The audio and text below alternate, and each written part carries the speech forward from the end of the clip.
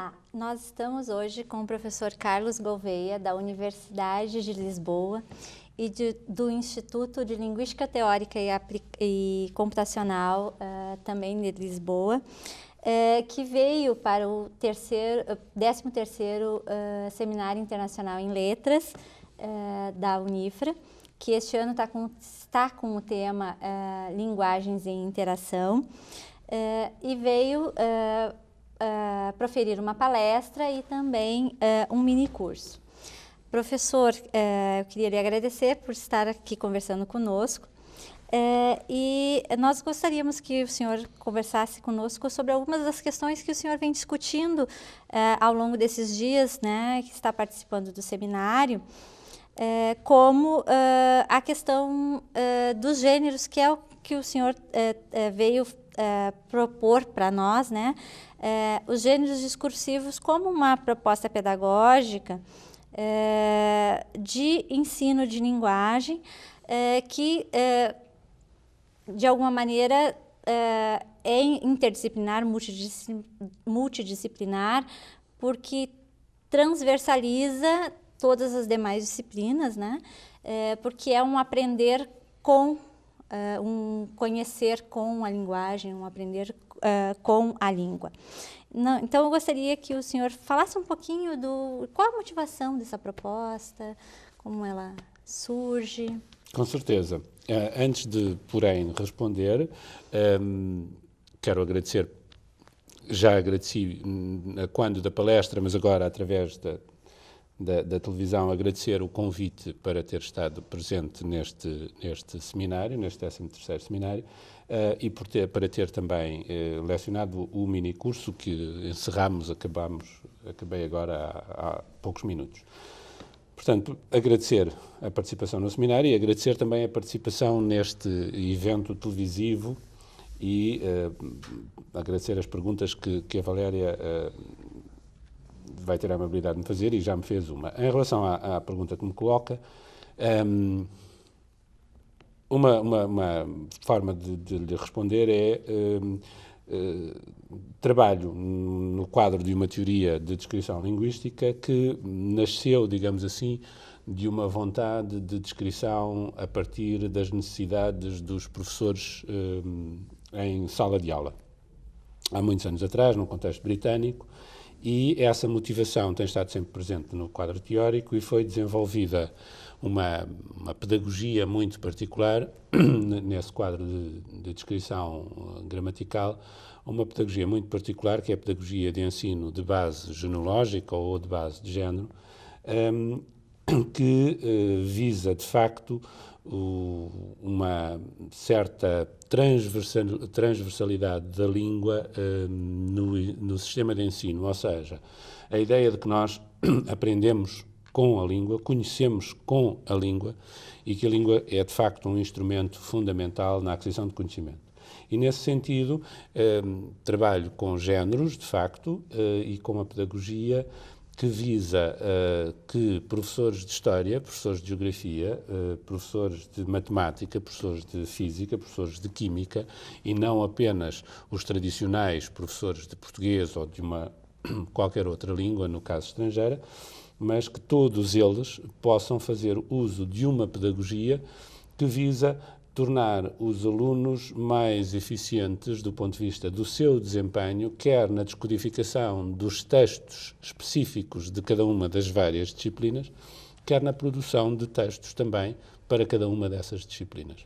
Portanto, é este o quadro teórico em que eu me situo e a pedagogia que pretendo desenvolver, que não é, eu sou um mero instrumento, digamos assim, dessa pedagogia para a língua portuguesa. Sim, e nos parece bastante interessante que essa pedagogia, essa proposta pedagógica, porque nós trabalhamos, né, num curso de formação de professores e como em Portugal e no Brasil, me parece, nós somos muito responsabilizados pela questão do ler e do escrever, né? Nós temos a responsabilidade nas nossas costas de ensinar o aluno a ler e escrever, e ele tem de ser proficiente em todas essas disciplinas pela compreensão dos textos que circulam nessas outras disciplinas.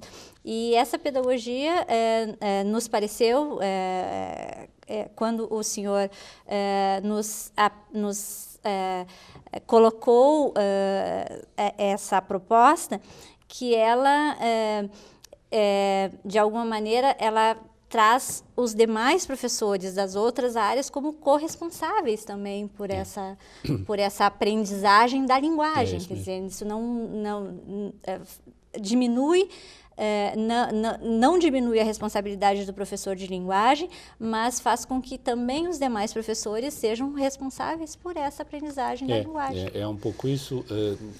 Eu diria que até é mais do que isso, no sentido em que não estamos a pretender que os nossos professores de História, os professores de Geografia e os professores de Ciências, digamos assim, tenham uma atitude de professores de português nas suas aulas, isto é, que valorizem e corrijam os enunciados, os textos produzidos pelos seus alunos como se eles estivessem a produzir na aula de português.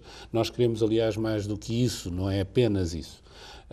Queremos mais do que isso no sentido em que queremos formar professores da área de História, da área de Ciências e da área de Matemática, para citar apenas algumas das áreas, juntamente com os professores de Português, no sentido em que é possível desenvolver uma pedagogia em todas estas diferentes disciplinas na sala de aula que vise, de facto, a aquisição de conhecimentos em cada uma das disciplinas, mas a partir de uma pedagogia que é de base linguística, que é chamar a atenção dos alunos para o modo como os textos que circulam em cada uma das disciplinas são produzidos e como é que eles se estruturam, e fazendo deles não só melhores produtores textuais, mas também melhores descodificadores dos textos que supostamente eles devem ler e que têm, de facto, que ler para serem alunos proficientes naquela área científica particular, seja através de manuais escolares, seja através de outro tipo de textos que eles têm que ler, porque os professores assim o exigem para o sucesso nas suas disciplinas. Então, chamamos o intervalo. Logo após o intervalo, continuamos com a nossa conversa com o professor Carlos Gouveia.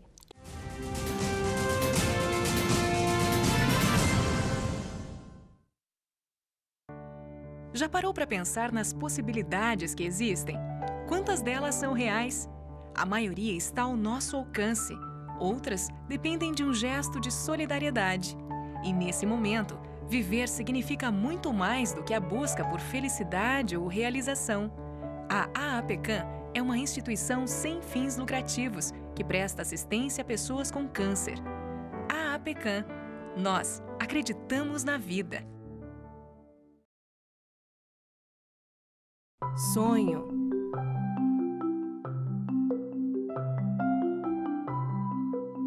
Esperança. Realização.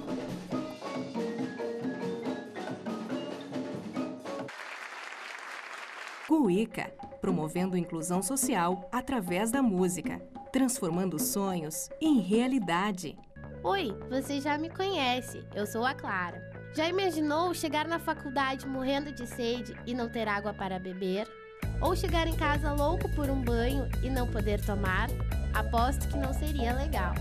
Água, para não acabar, devemos poupar.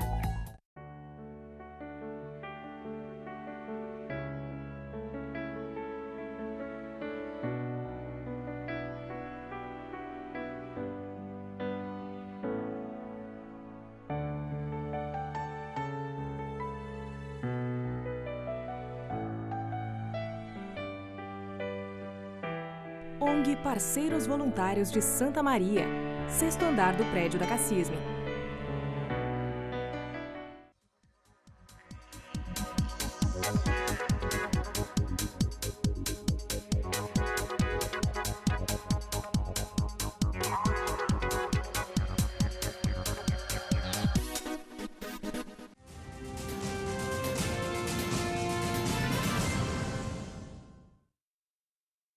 Bom, professor, nas suas falas, né, tanto na palestra quanto no curso, ficou evidenciado que há uma grande confusão que se faz, ou há uma grande variedade de teorias de gênero, né, que se utiliza.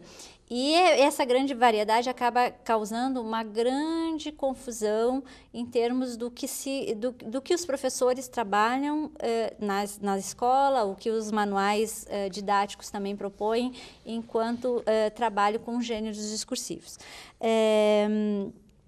Como é que se pode evitar essa confusão?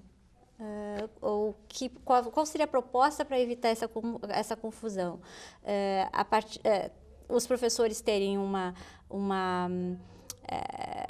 a partir de agora, as instituições adotarem realmente uma linha teórica, ou os professores terem acesso a todas as linhas teóricas, a saberem da existência de todas as linhas teóricas e eles mesmos fazerem a escolha por si? A pergunta é complicada. É complicada. Quer dizer, a pergunta não é complicada, a resposta é complicada. Responder a essa pergunta é, de facto, complexo. Eu penso que a possibilidade de resolver essa situação, que é uma situação, de facto, séria, de confusão, eu diria que não é apenas terminológica, aliás, não é de todo terminológica, porque é a mesma noção, o mesmo termo, embora com variações.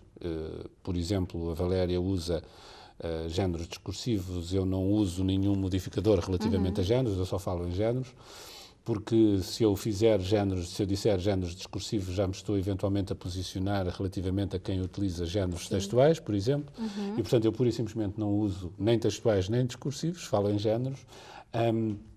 Mas dizia eu, uma das possibilidades de resolver aquilo que é mais do que uma questão terminológica, uma questão conceptual, seria talvez obrigar, de alguma forma, os teóricos que falam sobre estas coisas e que fazem muitos livros e produzem muitos textos de apoio escolar, que, quando falam de género, de alguma forma se situassem em termos de quadro teórico. Isto é, há uma tendência, eu diria quase presunção, das pessoas falarem de género como se género fosse uma categoria, uma noção universal, de definição única, transparente e clara, o que induz, de facto, à confusão e ao engano, porque há 4 ou 5, 6 teorias diferentes que usam a noção de género com variações significativas e, portanto, isto presta-se a uma grande confusão.